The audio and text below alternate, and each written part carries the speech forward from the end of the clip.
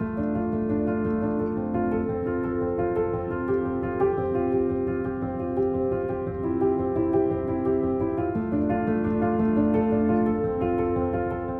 afternoon, I'm speaking with Dustin. So I just wanted to know if you could say a bit about yourself, introduce yourself as a researcher, and any professional affiliations you'd like to also mention. Hi, so yeah, my name is Dustin Meyer. I recently finished my PhD in history at Ohio State. I study the urban, environmental, and social history of the 20th century United States. I'm interested in the intersection of race and the environment and sort of looking at that, the sort of environmental history of marginalized populations. I'm currently working as a visiting professor at Xavier University in Cincinnati, teaching American environmental history and global environmental history. And I'm looking to, at some point in my career, become a full-time professor. Talk in particular about Wade in the Water in this particular story. You could talk about maybe how you found the images. What was it about the story that you thought is significant to share? Yeah, so I came across this essay. I was trying to find images that really relay the importance of the intersection of the natural environment with the wider African American experience in American history. And so in my own research, I look at the history of summer camps. And so I was looking at summer camps, I was looking at city parks and state parks and other sort of natural spaces. Resorts play sort of an important role in the African American community in the 20th century. And so I was looking at different natural spaces, and I stumbled upon this image of a beach. And, for people living in the Jim Crow South in the early 20th century, the beach was a very important part of life, both as an economic resource as well as sort of a source of recreation. And so I came across this image and I thought it was a really powerful image because it sort of highlights an untold moment in the history of the Black freedom struggle. We think about bus boycotts and public schools, and we think about lunch counter sit-ins and things like that. We don't always think about the natural environment, sort of how that interacts with the Black freedom struggle. And so I was attracted to that image specifically for, what it does in that way, sort of unveiling an aspect of the Black freedom struggle that isn't always told in contemporary narratives. And so that was, what kind of drew me to the picture. And it was also just a really powerful image. It was an image that had a lot going on and a lot of different things that you could sort of pinpoint and analyze, larger big picture stuff.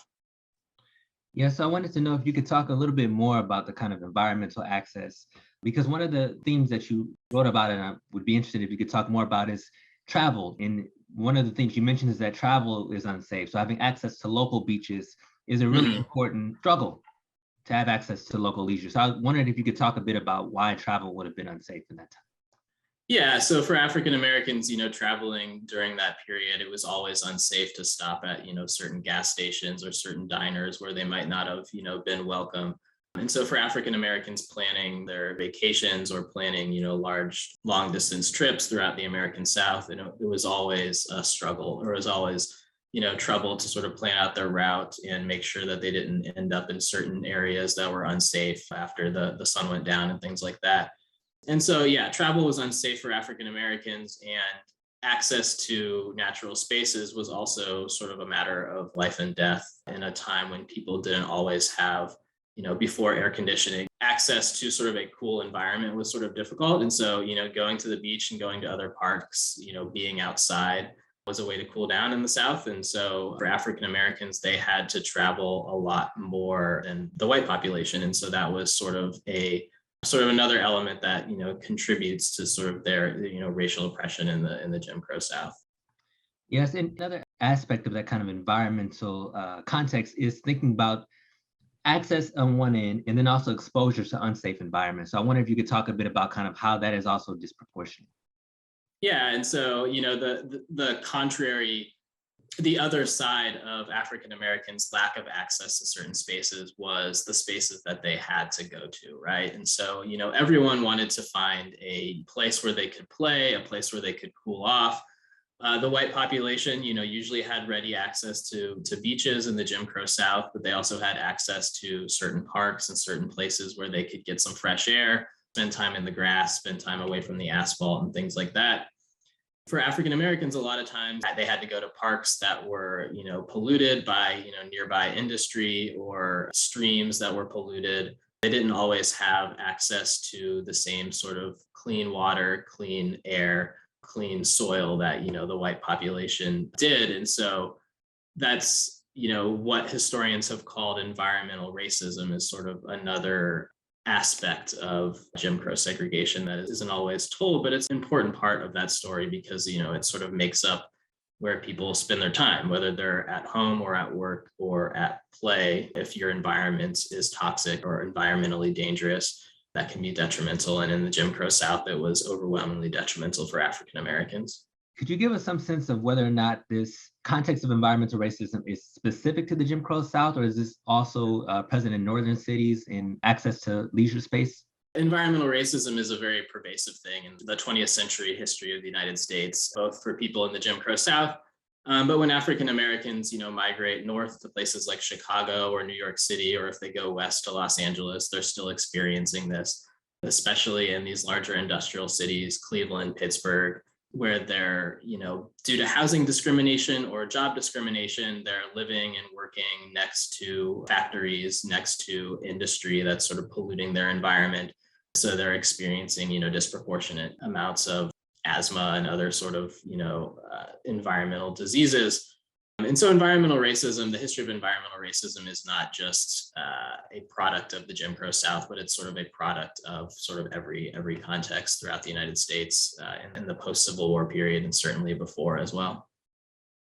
You mentioned the kind of typical ways that we understand civil rights history, the civil rights movement in terms of like these serious political contexts. But could you talk about some of the ways that thinking about leisure helps us to think more broadly about what protests meant in this time period? When you look at the access to leisure and the access to recreation as an element of the Black freedom struggle, it really helps you to understand how pervasive Jim Crow segregation was.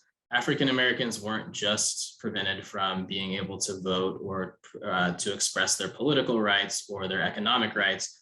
They were also unable to enjoy their free time as much as white Americans. So it helps you to sort of realize that Jim Crow segregation wasn't just this economic and political system and structure, it was also something that impacted sort of every minute aspect of daily life that we might not think about.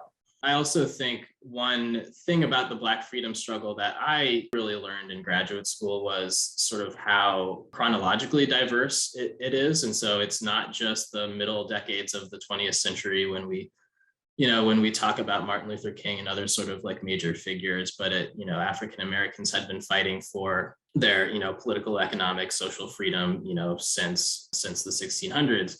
And when you look at the natural environment as sort of an aspect of that, I think it sort of broadens our scope because the natural environment's always there and it's always an element of either racial oppression or racial empowerment. So it provides, I think, a lens for giving us that wider chronological scope. Yeah, so just to be clear, I know that you addressed this in your answer, but just so that it's maybe obvious or explicit, could you talk about whether or not this access to leisure and this kind of these movements to have greater access to recreation is also part of a longer Black freedom struggle that's not just about beaches and the particular story, but could be thought about more broadly? Could you give us a sense of whether or not that's an accurate characterization? I think a big part of looking at the wider history of access to leisure spaces is looking at the wider history of African Americans' relationship with the natural environment. And so if we go all the way back to the mid 19th century, when white Americans are sort of romanticizing nature and the natural environment as a place outside of civilization and a place where you can go to find recreation or to find spirituality or things like that.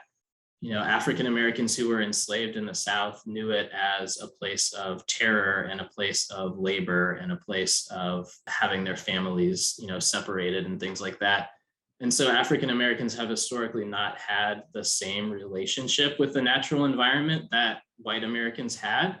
And when you get to the 20th century and African Americans are either, trying to make their way in the Jim Crow South or traveling north to places like Chicago and New York and Cleveland and Pittsburgh, they're sort of flipping that relationship and they're learning how to find the natural environment as a space where they can sort of escape white supremacy and to escape racial oppression and sort of enjoy spending time in nature, building community, sort of, using their free time to sort of enjoy themselves. And so there's sort of a shift from the pre-Civil War period to the 20th century. And obviously that's an oversimplification, but like the way that African Americans engage with nature and sort of think about nature changes in that period. So I think that is sort of an important aspect of the story. Sure. And is there an element of kind of interracial collaboration? So we can think about areas, kind of spaces of protest like schools or polls, and we see this kind of interracial coalition building as part of this larger resistance struggle. But I wanted to know if these leisure spaces are spaces where you see that coalition, or is there a concern about kind of sex and recreation, which also seems to be in the air in this period? So I just want to know if you could talk more about that. Yeah, that's a good question. I think there are a lot of histories of, like I said, I kind of study the history of summer camps. There are a lot of summer camps that are interracial as early as, the 1930s, 1940s, whether they're hosted by groups like the Campfire Girls or social settlement houses, which are sort of, social service agencies in cities. There are a lot of interracial summer camps as early as the 1940s, before Brown v. Board. There are also a lot of beaches that become sort of interracial pretty early on in places like New York City, which are, very interracial places at that time. And so there certainly are interracial spaces. There aren't as many as, maybe we think there should be. The natural environment still, for the most part, is a pretty segregated space in the 20th century United States, and, some would argue is still today. But there are certainly, examples of interracial spaces in the natural environment and interracial leisure spaces. And of course, as I sort of tried to argue in my piece, that is something that, upset people and white people in power, was the sort of interracial commingling of Black men and white women, and vice versa, for a lot of people. And so the interracial aspect sort of, there are a lot of like moments of hope and like, we can have this interracial space. And then there are a lot of moments of, clamping down oppression that we see elsewhere throughout society.